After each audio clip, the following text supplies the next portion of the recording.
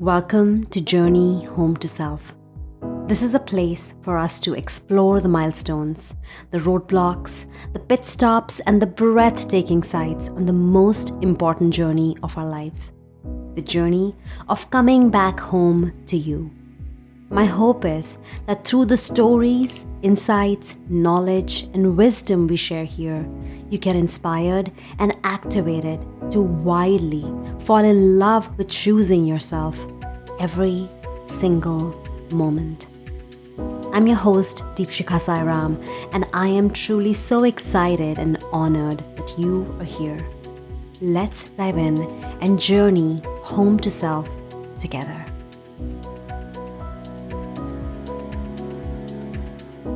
Hey friends, welcome back to another episode of Journey Home to Self. This is your host, Deepshikha.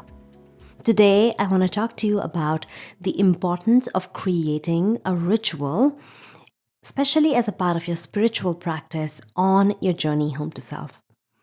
If you're anything like me, then you too find it hard to create and stick to a new habit.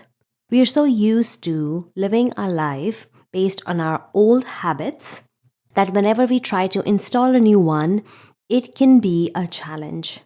Whether it's working out or starting to eat healthy or meditating or journaling, most of us do not find it hard to start a habit, but we do find it challenging to stick to one.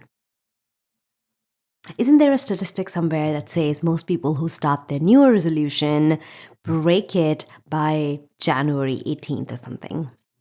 Now, come what you say about creating a habit, it can take consistency, it can take also will. I definitely found it hard to stick to anything. For the longest time, I wanted to meditate regularly every day. And I really found it hard. I would do it for 3 to 4 days, or maybe even a week, maybe even 20 days. And by the time the fourth week of the month rolls in, I would break out of it. That is, till I discovered making rituals a part of my day rather than creating new habits. Now, stick with me because they are a little bit different. Rituals have been a part of our life since forever. A ritual is defined as a set of actions with a symbolic and a meaningful value. Now, we're all aware of the religious and cultural rituals that exist, right? You also might have some of your own rituals based on the religion that you follow, or maybe you partake in those rituals even without knowing. Such as, in our household, we have a ritual of eating pancakes every Saturday. Or we have movie night Fridays where we all sit together, the kids decide a movie to play, and we watch a movie on Netflix or Hulu or whatever. However, when it comes to our personal journeys and spiritual path, we rarely make rituals part of our life. We use them in our religious ceremonies. Some religions also have a rite of passage when kids turn a certain age, like bar mitzvah. However, in our daily life, we move from one activity to another, stressing, and without even thinking about the intention of what we are doing. And that is why I love rituals, because rituals gives us a chance to pause. It invites us to put intention behind our word, our work, our lives, and our journey home to self. It essentially gives meaning to the things that we do. Like I said, rituals are also used as rite of passage, ceremonies that mark important transitional periods in a person's life, such as birth, puberty, marriage, having children, even death. So think about it. It would make sense then that when we walk the path of our spiritual journey, when we walk back home to our real self, from being awakened to being initiated to purging anything that's not serving us and finally coming back home, we too should make rituals a part of our life as a rite of passage. I read this great book by the author Greg McKeown. I hope I'm pronouncing his name right. His book is called Effortless, and he makes a case for rituals to make your work and life effortless. He says rituals are similar to habits in the sense that when I do X, I also do Y. But they are different from habits because of one key component: the psychological satisfaction you experience when you do them. Habits explain what you do, but rituals are about how you do it. And that's the main and the important distinction between rituals and habits. A habit might not have a lot of meaning behind it most of the times. And also, it would be all about what you are doing. Let's say I am working out. I am going out for a walk, but rituals are about how you do it. Now, don't get me wrong, a ritual can turn into a habit. But when you give meaning to it, when you talk about how you do it, you're more likely to stick to it. And that's what Greg says in his book. You're much more likely to follow a ritual that turns into a habit later on than choosing an arbitrary action to turn it into a habit. If you've ever tried to make just eating healthy or waking up at 5 a.m. a habit and fails again and again, then you know what I mean. I've been there, done that so many times, and failed at it. This is because habits are just goals. They aren't necessarily tied to our values. You can pick an arbitrary goal: losing 10 pounds, losing 4 pounds. But a ritual goes much deeper. It's deeply tied to our core values. And that is how, usually, when I work with my clients, I ask them to create their own rituals. Because if I give them a ritual, then they're probably not going to stick to it. It's going to become an arbitrary goal. But we create their rituals which are based on their core values. So the first work that we actually do, and I highly encourage that you should do as well, is first defining your core values. And then your rituals will come out of it. If mindfulness isn't a core value, then having a journaling practice or a meditation practice would be hard for you. And because rituals are a set of actions, they can turn into lifelong habits without even you trying to do so, and in turn help us reach our goals. That's exactly what happened with me. Like I mentioned, a few years ago, one of my goals was to meditate regularly. And I would pick an arbitrary goal: meditate every day. There was no meaning behind it. It was not attached to my core values. I had not thought about it. I had just picked up an arbitrary goal because I was reading everywhere that meditation helps you lose stress. Meditation helps you do this, that. There's so many benefits of meditation, and all of it is true.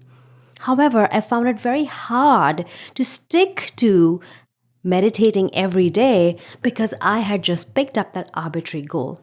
So no matter how much I tried, I'd always fall off. I'd start strong, even give myself stars as a reward. I remember I had a chart paper in my office and I would give myself a star every day. I would meditate and all of that. But after about a week or so, it started to feel like a chore. One more thing on my long list of things to do. Soon, I'd quit. But it's when I got very clear about my core values, one of them being wellness, including spiritual wellness, and created a ritual around my meditation. Only then meditation truly became a part of my life. And now I'm on autopilot with it. Some days I skip it, of course I do, but it never takes an effort to get back to it. And even on the days I skip it, I always make sure that I take maybe 5 minutes before I fall asleep. Or maybe 4 minutes in the middle of my day to close my eyes and center. Rituals can be like a guide on your journey home to self.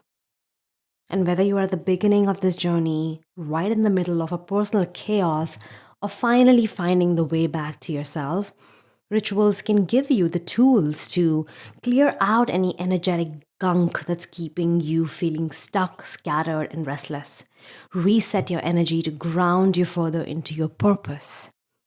Help you develop lifelong habits using these micro rituals, micro set of actions that can in turn help you reach your goals and even transform you into a clear channel for your intuition and divine guidance to flow through.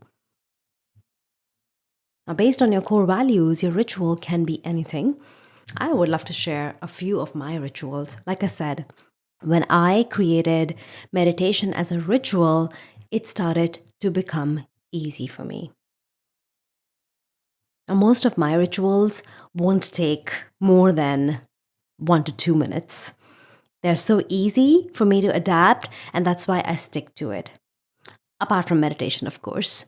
However, even though I meditate almost daily for an hour or so, I didn't start there. I started with meditating 5 minutes, 10 minutes, and then moving on. A typical ritual for me, for example, looks like I take a shower and then I come to my altar. And from there, I stand grounded on both my feet and I connect to the energy of the earth. I imagine a beautiful cord of energy, beautiful light energy traveling from the core of the earth to my heart center. I take a few deep breaths and fill my body with that light, building my prana, building my life source energy. After I've done that for a few seconds, maybe 3 to 5 breaths, then I imagine a cord coming from the sky, from the universe, and traveling down to my heart center from my crown chakra, my third eye, my throat, and my heart center. I take a few deep breaths there, and then I imagine this light energy traveling all across my body and forming a big, huge circle around me. This activity, ritual, habit, whatever you call it, in itself grounds me further into my purpose. It just relaxes me and gets me ready for a beautiful day ahead. It's almost like an anchor into my purpose, an anchor to my intentions that I want to carry forward. And it probably takes me like a minute or so to do it.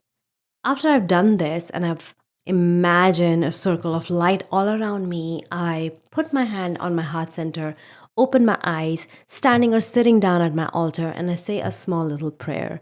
Now, a prayer can be a very powerful part of your ritual as well.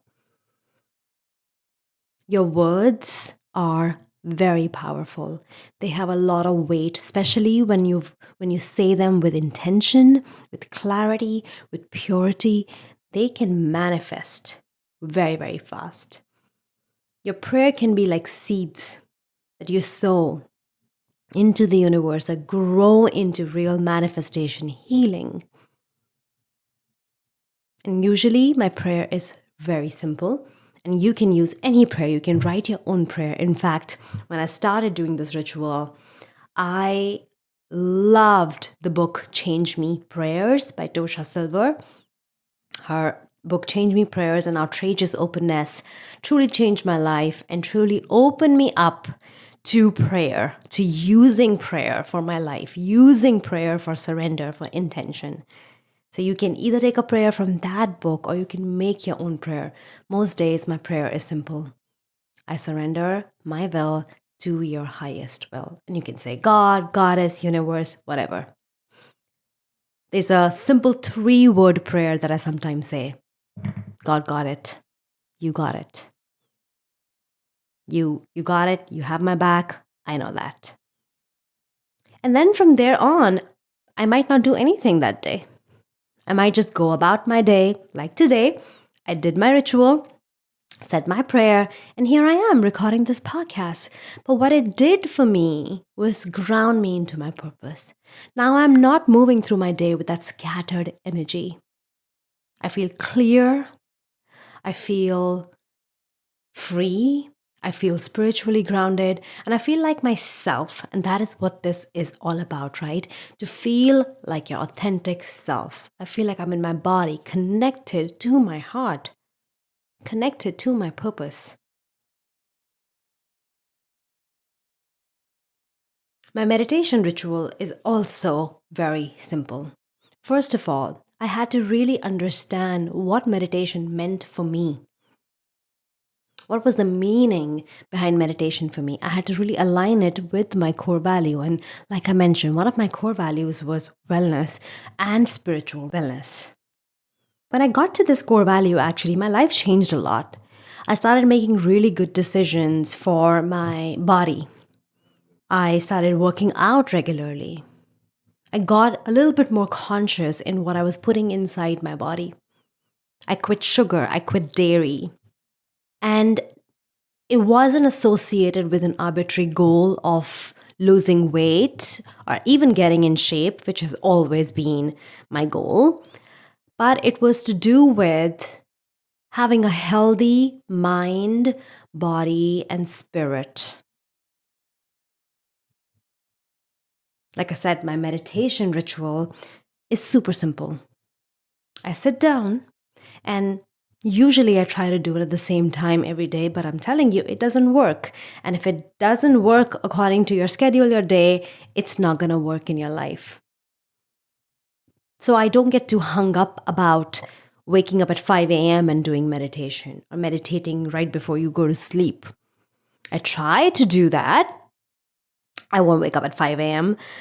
I don't think that's something for me. That's not aligned to my core value at all. But I will try to meditate before I sleep. But if that doesn't happen, that's totally fine. I try to meditate sitting up, but if that doesn't happen, that's totally fine. I'll lay down and do a meditation. I'll do a walking meditation. And especially when I'm sitting down on a chair with my back upright, I know that there are a couple of things that I need by my side. So I have this whole ritual, which kind of sounds stupid, but it works for me. And again, your ritual is yours to make. Sometimes you can borrow other people's rituals. And that's why I'm sharing mine with you. If you want to borrow mine, that's totally fine.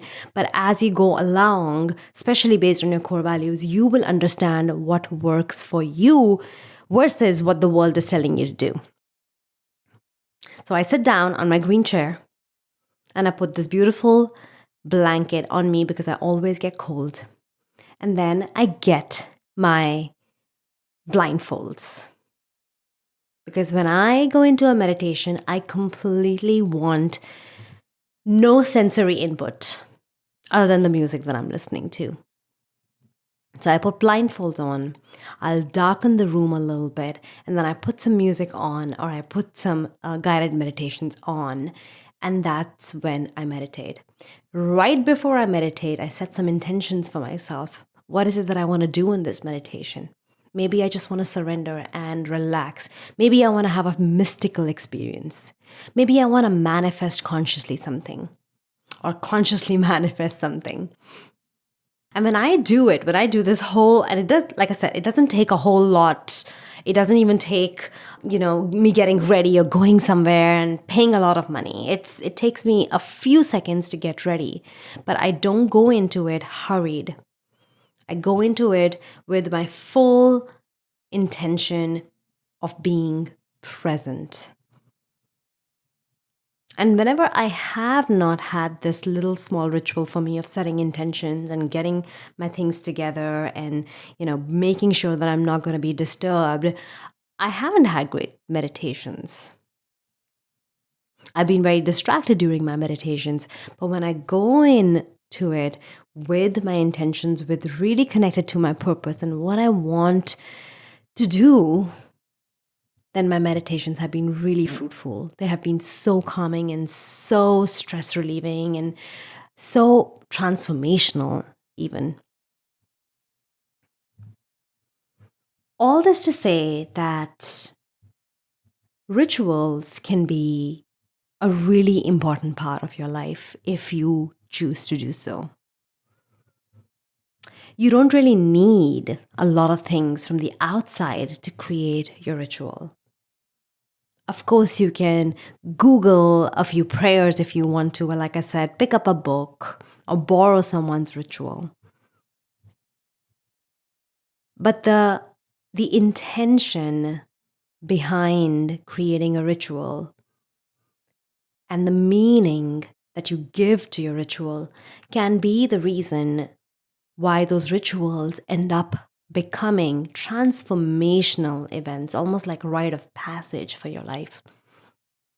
So I hope that this would help you create your own ritual.